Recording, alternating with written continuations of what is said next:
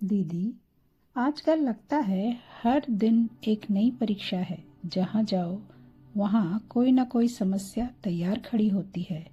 कभी घर की टेंशन, कभी जॉब की इनसिक्योरिटी, कभी किसी की हेल्थ की चिंता। दीदी, कल ही मेरे दोस्त की मम्मी को हॉस्पिटल ले जाना पड़ा क्योंकि वो बहुत ज़्यादा बीमार हो गई थी।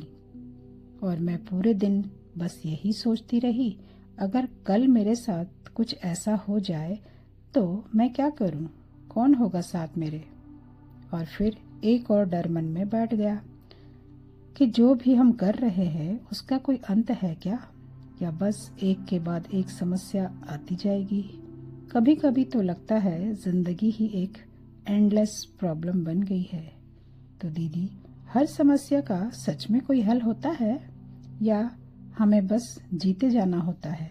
शिवांगी, तुमने एक बहुत गहरा प्रश्न पूछा है, क्योंकि आज हर आत्मा इसी प्रश्न में उलझी हुई है कि हर दिन एक नई समस्या है या आखिर इसका अंत कहाँ है।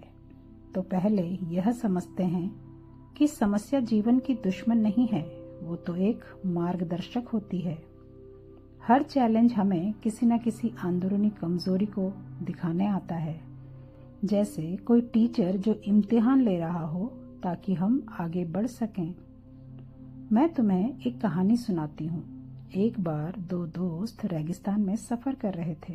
रास्ते में दोनों में बहस हो गई। फिर एक दोस्त ने दूसरे दोस्त को थप्पड़ मार दिया।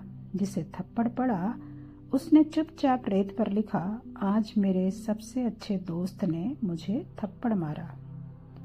फिर वो दोनों आगे बढ़े और एक जगह पहुंचे जहां पानी था। जिस दोस्त को थप्पड़ पड़ा था वह फिसल गया और डूबने लगा। दूसरे दोस्त ने उसे बचा लिया। अब इस बार उस दोस्त ने एक पत्थर पर लिखा, आज मेरे सबसे अच्छे दोस्त ने मेरी जान बचाई। दूसरे ने पूछा, जब मैंने तुम्हें मारा तो तुमने रेत पर लिखा और अब जान बचाई तो पत्थर पर। उसने कहा, क्योंकि दर्द को रेत पर लिखना चाहिए ताकि हवा उड़ा ले जाए, पर उपकार को पत्थर पर ताकि वो सदा याद रहे। तो शिवांगी, जिंदगी में जब समस्या आए तो उन्हें रेत पर लिखा हुआ समझो। हर समस्या दो काम करती है, या तो तुम्हें भीतर से तोड़ती है या भीतर से स्ट्रांग बनाती है, लेकिन यह तुम्हारे सोचने पर निर्भर होता है। जब तुम्हारा मन कहे बस अब और नहीं, तो शिव बाबा की याद से कहना, बस अब यही मेरा मोड़ है, अब मैं और मजबूत बनूंगी। क्योंकि समस्या कभी तुम्हें खत्म करने नहीं आती, वो तुम्हें तुम्हारी शक्ति से मिलाने आती है। और जब तुम्हें यह समझ आ जाता है तो समस्या भारी नहीं लगती, बल्कि वही तुम्हारा आत्मिक उड़ान का जरिया बन जाती है। दीदी, लेकिन कई बार ऐसा लगता है कि मैंने कोशिश कर ली, प्रार्थना भी की, शिव बाबा को याद भी किया, लेकिन फिर भी परेशानी टलती नहीं। ऐसे में मन में सवाल उठता है, क्या मेरी कोशिश में कमी है, या फिर बाबा सच में मेरी सुनते नहीं हैं, या शायद मेरी किस्मत ही ऐसी है। शिवांगी, जब आत्मा बहुत थक जाती है, बहुत सह जाती है, तब ऐसा सवाल उठते हैं। और ये सवाल गलत नहीं है, ये आत्मा की सच्ची पुकार है। पर हर समस्या का हल बाहर नहीं, अंदर से होता है। तुम कहती हो मैंने शिव बाबा को याद किया, फिर भी हल नहीं मिला, लेकिन याद सिर्फ शब्दों में थी या दिल में थी?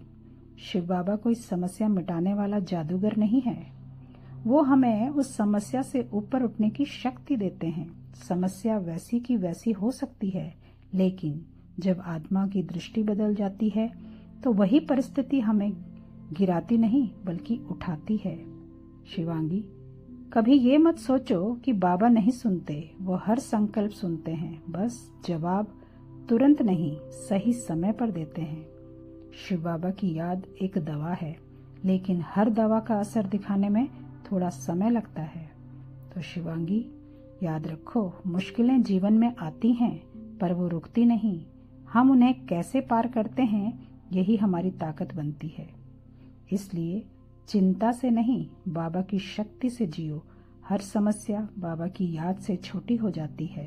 दीदी, आज पहली बार ऐसा लग रहा है कि समस्या मेरी परीक्षा नहीं है, वो मुझे ऊपर उठाने का जरिया है। अब मैं बाबा से हल नहीं, हिम्मत और शक्ति मांगूंगी, ताकि जब भी कोई मुश्किल आए मैं डरूं नहीं, बाबा की याद में मजबूत होकर उस पे विजय पा लूं।